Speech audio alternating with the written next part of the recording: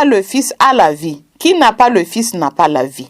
Je vous ai écrit ces choses, à vous qui croyez au nom du Fils de Dieu, pour que vous sachiez que vous avez la vie éternelle. 1 Jean, chapitre 5, versets 12 à 13.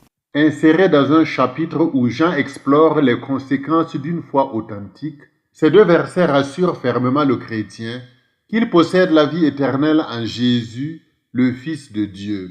Avoir le Fils, c'est croire en lui, tandis que ne pas l'avoir équivaut à un refus éclairé et délibéré de la foi. Cette foi ne se limite pas à un simple assentiment intellectuel, mais implique une relation personnelle avec Dieu qui transparaît dans une transformation de vie.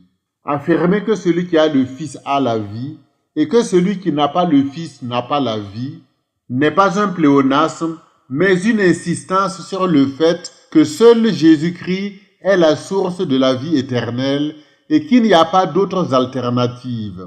Après avoir enseigné oralement cette vérité, Jean la met par écrit pour insister et assurer sa transmission aux générations futures. Qui a le Fils a la vie, qui n'a pas le Fils n'a pas la vie. Je vous ai écrit ces choses à vous qui croyez au nom du Fils de Dieu, pour que vous sachiez que vous avez la vie éternelle. 1 Jean 5, 12 à 13. Cette assurance de la vie éternelle doit profondément influencer notre quotidien. Ce passage invite le croyant à vivre dans la joie et la paix en étant certain de sa sécurité dans le Christ.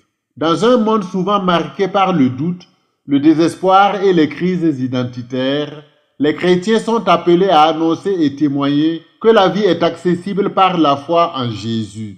Ils doivent guider leurs contemporains vers cette assurance afin de leur offrir réconfort et joie.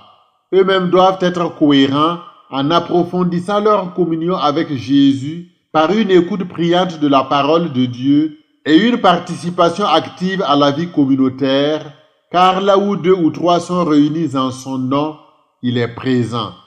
Avoir le Fils implique aussi un engagement à vivre selon ses enseignements en vue d'incarner l'amour et la vérité dans le monde. Cet enseignement vous a été offert par l'abbé Jean-Emmanuel Convolbo, prêtre de l'archidiocèse de Ouagadougou au Burkina Faso.